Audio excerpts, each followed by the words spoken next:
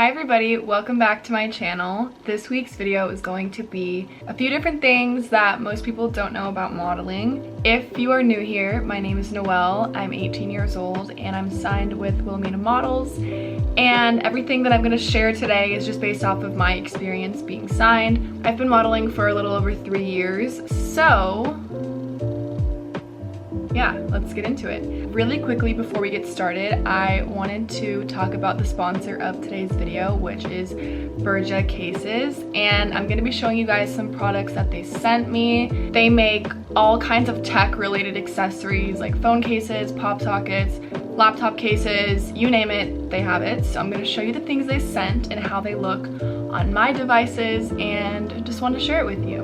I'm going to start by showing you the cutest, absolute cutest collection that they have. This is their cherry pattern. I have my laptop and AirPods matching because these cases are so cute. It's like a really pretty cherry pattern. This is it up close, and obviously I had to match my AirPods. Like, this is the cutest. Let me show you a close-up. This is a hard shell AirPods case. I have the AirPod Pros, but they have cases that can fit all different sizes. Then I have the most gorgeous laptop case.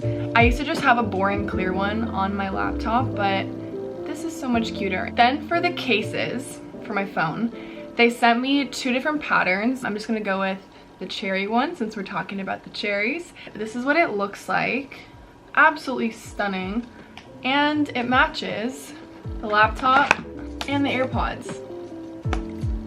This is to die for. I'm obsessed. This is how the case looks on my phone. It's absolutely gorgeous. I'm trying to give you a better close-up here. So pretty.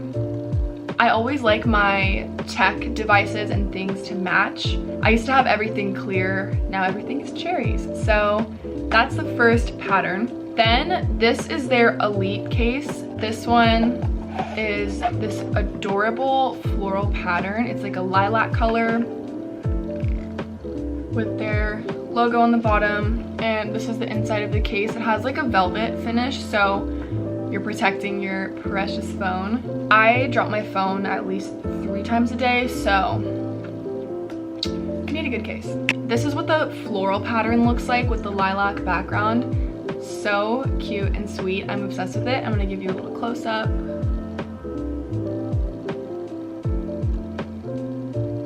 They sent me 2 different ring holders to attach to the back of your phone. Basically, when you're holding your phone, you can slip your finger through it and it just makes it easier to hold. I have the iPhone 13 Pro Max and it's kind of massive. Like, I call it like a mini iPad because it's just so big. So sometimes it's hard to hold it, or like when I'm typing, I have to like reach over. So these are so cute. Let me show you what they look like on. This is the floral one, so cute. And each one they sent me matches the different patterns I chose. This is how it looks when you attach it, and when you're on your phone, you can just like make calls, text, whatever, and you have a rest for your finger, which is actually so nice. I don't know how I've never had one before. This is a game changer, especially if you have a bigger phone. It's very annoying to like reach over and, you know. This is the little cherry one. This one has black accents, and if you noticed, this case has black around it, so again, you have a very cohesive look with your phone, which I love.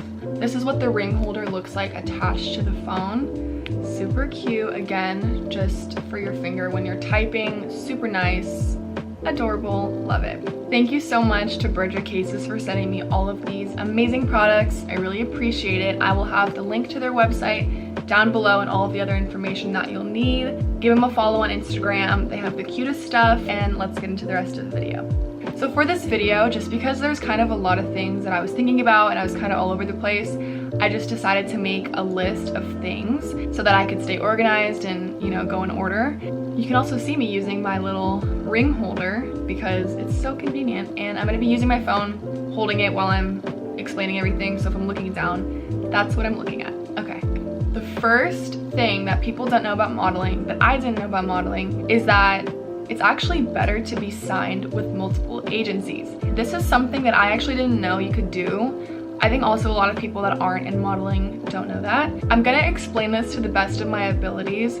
I really apologize if I'm sounding crazy, but I'm gonna try to simplify it as best as possible so that this doesn't sound all over the place. But in the United States, there are a few different markets. So a market would be like a major city or a state where there are modeling jobs available and work. So for example, the markets that are like major in the US are Los Angeles, New York, Miami, Chicago. These major markets don't only exist in the United States. We have like Milan, London, Paris, all that stuff. So those are just some examples of the different markets. Each market has a different look that they normally cater to, depending on the clients that exist in that market, if that makes sense. For example, Miami's obviously like more swimwear, curvier body styles. They want more of that authentic look versus somewhere like New York. They like more of a traditional like high fashion editorial look with like taller girls, slimmer figures, because that's the clientele that they have. Those are just some examples of the different markets. I'm only talking about the ones that are in the US because I've never modeled outside of the US yet, and I only am knowledgeable about the markets here. There are different agencies within each market, obviously, because there's clientele that is looking for models for their brands. There's agencies in Miami, there's agencies in Chicago, LA, you get it. It's better if you're signed in as many markets as possible because that increases your likeliness of working and booking jobs. It doesn't always ensure that because yes, you could be signed in LA if you live in Chicago, but if you book a job in LA, you do have to fly out there. The client usually will work out the details about traveling and flights and all that, so that part can be complicated and sometimes that will decrease your likeliness to work in other markets, but for the most part, it's always gonna work in your favor to be signed in multiple states or multiple markets at once, which I never knew. I thought you only could work wherever you live, but that's definitely not true, and I didn't know that. So that's the first thing that I thought was really interesting and surprising once I got started. I myself am signed in 2 markets. So I'm signed in LA, which is where I'm based, and I'm signed in Miami. The second one is really important. I wouldn't say most people like don't know this. This is more something I just didn't know before I got into modeling, but your agent can literally like make or break your career. And I want to go that extreme. Your agent can basically determine which direction your career goes in, which is why anybody that's looking to get into modeling, doing their research, I always tell them like make sure that you research whichever agency you want to sign with up and down, through and through. Make sure you really know and understand the people that you're going to work with, because if you have an agent that just doesn't believe in you and doesn't push you to clients, you're not going to work and you're just going to sit on their roster of models, which is not what you're there to do. If you want to model, you want to book jobs and you want to get seen. So having a good agent, I can't stress enough, it's just so important. And at the end of the day, you just want to work with a team of people that really believe in you. Obviously, you got to believe in yourself, but it's just so important and makes all the difference to be signed with an agency that really has your best interests, number one, and number two, really believes in you. And I mean, the biggest red flag is making you do things that you don't want to do. Nobody on my team is pushing me to do things I don't want to do. I always feel heard. I feel like I can talk to them openly and feel comfortable. I'm signed with Wilhelmina in LA, but I'm also signed with a mother agent, which I think I will be talking about more later in the video. My mother agent I've been signed with for 3 years, so the entire time I've been modeling, she's been in the background helping me with my career, and she's someone I can call anytime, any day, and we can have like an hour-long conversation about our week or about recent news or things going on. I can talk to her about something that's making me uncomfortable, or if something's on my mind, if I need advice with something, and she's always there to listen. So just having that really healthy ability to communicate with your agency and make sure you're heard is so important. Make sure your agency really believes in you and that you trust the people that you work with, because it will make all the difference in your career, trust me. Okay, thing or fact number 3. Shooting e-commerce looks can consist of 50 to 100 different looks. And for anybody that doesn't know, e-commerce just means like website. For example, like PacSun e-commerce is just in a studio shooting stuff for the website images that you see when you're going to order clothes online or looking at their products online. I never knew that, and I think a lot of people don't assume that you shoot that much in one day, but if you think about it, the client that books you is paying a good amount for you to be there to shoot for them, so it makes sense that they would want you to shoot as much as possible. I know if I had a brand, that's what I would do. If I hired models from agencies and paid them, I would definitely be working them as much as I could. For some reason, this was really shocking to me when I first started modeling.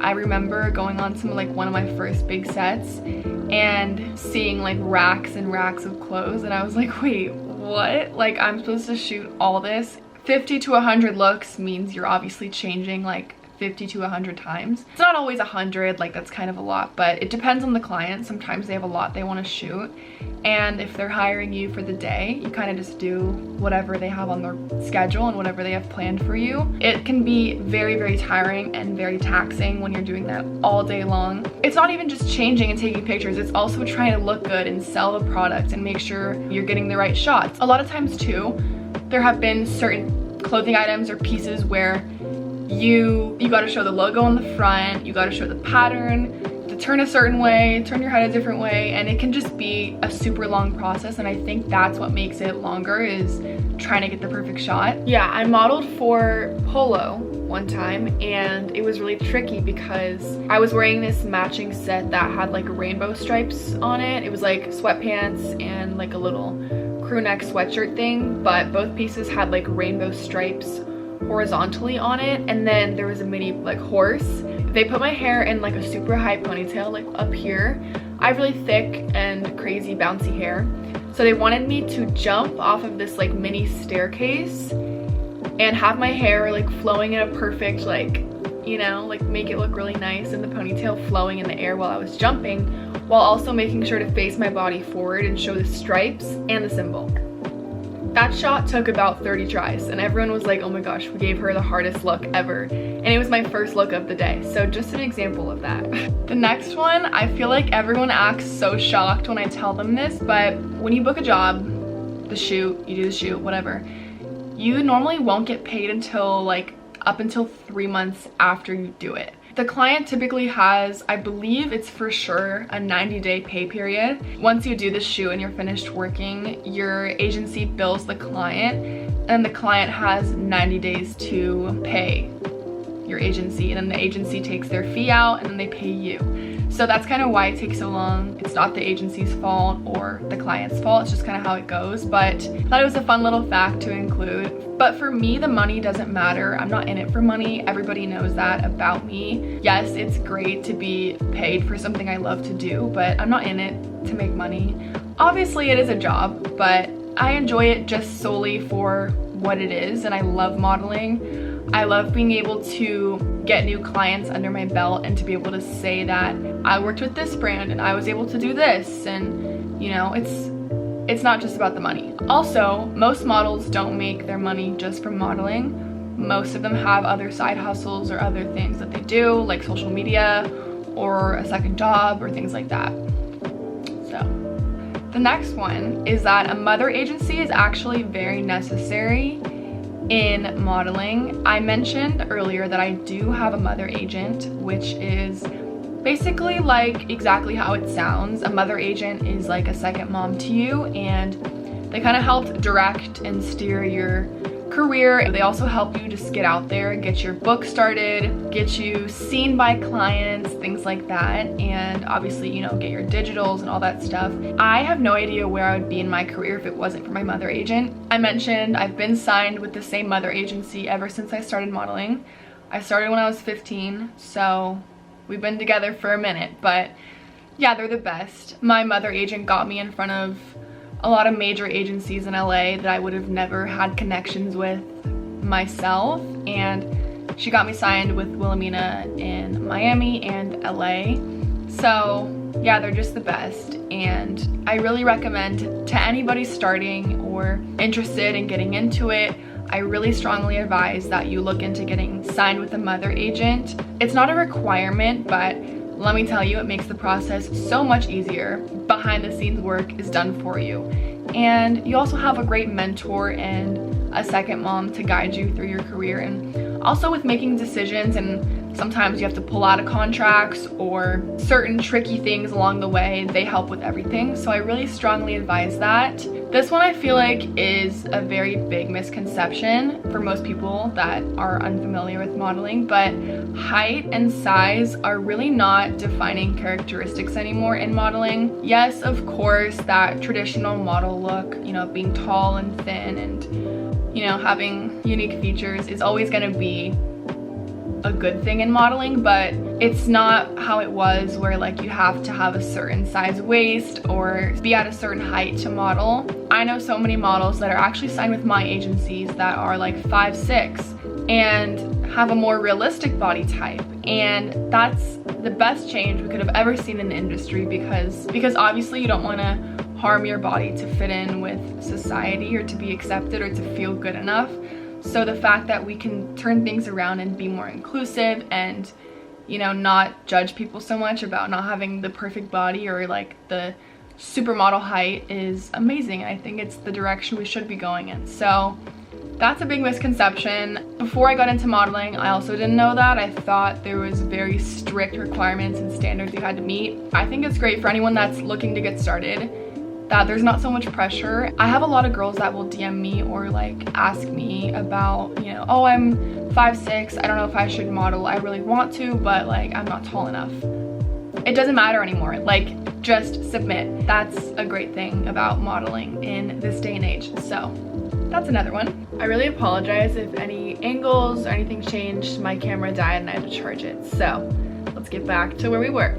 The next thing is that winter campaigns are actually shot in the summer. I think anybody that's not in modeling or is like more unfamiliar with it might assume this. I feel like it's kind of common sense, but any campaigns that you see that have like snow gear, pants, fall sweaters, sweatshirts, heavy stuff is normally shot in the summer or the spring. I just shot for Patagonia and PacSun last week, and everything I shot was like heavy, thick coats, thick jackets. For Patagonia, I shot like goggles, snow jacket, matching snow pants, big snow boots, sweatshirts, sweaters, all that stuff.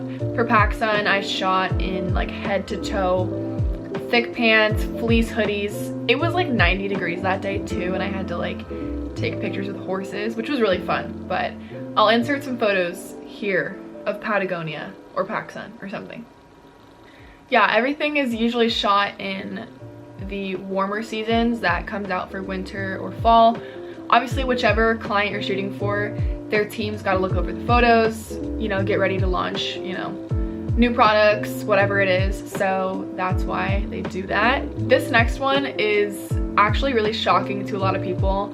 This was shocking to me too when I started working, but whenever you work for a client and, you know, you have your shoot day, whatever, most of the time the work that you do or like the final photos that are supposed to be like in store or on the website, you'll never see them. Like, it's the weirdest thing. You'll either never find them and never know where they went or what happened with the photos that they took of you, or it'll come out but like a year later and you'll just randomly see yourself somewhere. That's happened to me a few times. I've like seen myself in a store and I'm like, oh my gosh, that was shot like a year and a half ago. Weird. It's definitely a responsibility of yours if you want your content from the clients to keep up with their newsletters or the email list to see if your photos are on there or check the stores. It's really funny though, because I initially thought that when you shoot with a client, the work will come out in a couple months and you'll get to have it and post it, but usually you have to go look for it and it won't come out sometimes for a year, maybe like 6 months after the shoot, or it just won't come out at all and you'll never find it.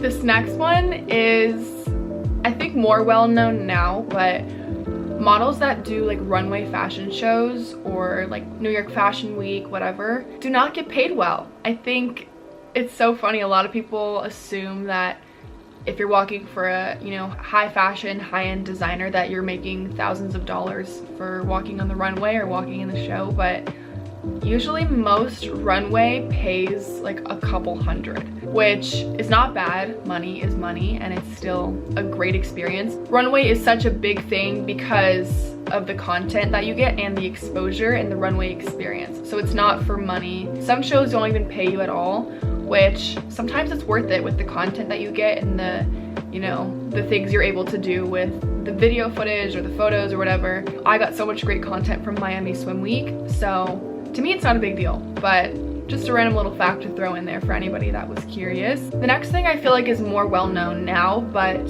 modeling is actually a lot more dangerous than people think. A lot of times you'll go and do test shoots with photographers. Test shoots are used to help build your modeling book and help get as many looks of you as possible in different settings like fitness, activewear, beauty shots, high fashion, whatever it is. You go to a test shoot set up with just you and a photographer to get those photos to add to your book. But usually how it works is if you're shooting with a male photographer, you'll just go to their apartment or go to their house and shoot with them. All of my test shoots have been set up through my agency, but it's very important to be careful because, I mean, from the outside looking in, you're going to a random guy's house that you don't know. So just to spread awareness about that, just if you're in the modeling space or getting started and you're test shooting, just be so careful about that and make sure that somebody always knows where you are. Sometimes you can even ask the photographer ahead of time if they're okay with you bringing someone on set just to be there with you to make sure you're good. There have been like different stories that are spreading awareness about this, but it's just so important if you're in this industry to be really, really careful and to make sure everything that you do is set up through your agency and to communicate with your agency if something feels off. If you get that gut feeling, it's really important just to trust that, because usually if you feel like something's off, something is off. And this doesn't just go for test shoots with photographers. I've gone to multiple castings that were in somebody's house, like at apartments, people that I don't know, and that's not anybody's fault. That's just how it goes. And that's how the industry is. So it's like not like my agent is not professional or anything like that. That's usually just kind of how it works. And for me, in my experience, nothing bad has happened. When I show up to these settings or castings or whatever it is, I'm always very aware, like, wow, this is so crazy that I'm just going to this guy's house to go to a casting or to do a test shoot. So I would just say, just be really careful and mindful of that. A lot of bad things can happen and sadly have happened in an industry where a male photographer, you know, has control over you for a few hours with taking photos and, you know, getting you to do different looks. It's easy for someone to pressure you to do something you don't want to do. So if anything, if you're in doubt about something, call your agent or text them and let them know that you're uncomfortable. Sometimes if things get really bad, you can just leave a situation. So just wanted to include that. Not necessarily something people don't know about modeling, but something I think is important to spread awareness about because it's a real thing. It's very important to be careful. The last point and last thing that most people don't know about modeling that I feel like is a huge misconception is how hard of work it is. And I mentioned this a little bit earlier, I touched on it really quickly, but like I said, you can shoot sometimes 50 to 100 different looks, and that can be so physically draining. Like, I'll just come home and be so mentally drained from trying on so many different clothes, trying to make it look good, changing really quickly, making sure I'm as polite and respectful as possible to the client, making sure that I give the client exactly what they need and get all the shots. Like, from the outside looking in, I don't know if I would think it was hard work either, because it just seems like, oh, you're just taking photos and looking good in front of the camera and you're getting paid for that, like, big deal. But it genuinely can be really, really hard. Not every client is super, super hard and crazy, but I would say a good amount of the clients I've shot with require a lot of like physically daunting tasks. Like, okay, stand on this rock on your tippy toes with no shoes on and lean over like this and turn your head this way and make sure you show the product and don't wrinkle the shirt. Like, there's so many things to be mindful of while also looking good and trying to sell the product and make sure that the client is happy with the shots. And doing that all day long, like from 7 a.m. to 5 or 6 p.m. is really, really, really tiring. And I feel like a lot of people don't give models enough appreciation or recognition for that. So I just wanted to throw that in there. I'm very grateful for what I do and I love modeling, but it is really hard work. It's not just posing and smiling and looking cute. It is a lot of freaking work, but I love what I do and I wouldn't have it any other way. Alright, that is going to conclude this week's video. If you guys liked it, make sure you subscribe and give it a thumbs up. Also, I will be trying to post more consistently. I've been a little bit off of my posting schedule because honestly it's been really hard for me to figure out what content to post and what you guys like. I recently did a little poll thing on my Instagram to ask what content you guys want to see. Most people said sit down talking videos about modeling, so that's why I'm filming this one. But I know a lot of people also wanted to see vlog because it was like a really close tie. So I'm gonna just try to film a mixture of both. Obviously anybody watching is more than welcome to leave suggestions down below, or you can DM me about something you want to see in particular, but that's going to be it for this week's video. Thank you so much to Berja Cases for sending me so many amazing pieces. I will leave everything linked down below. Also, don't forget to click the link in my description to my Amazon storefront. I'm working on that every day to make sure I update it for you guys. That is all for today. I will see you guys next Wednesday. Bye.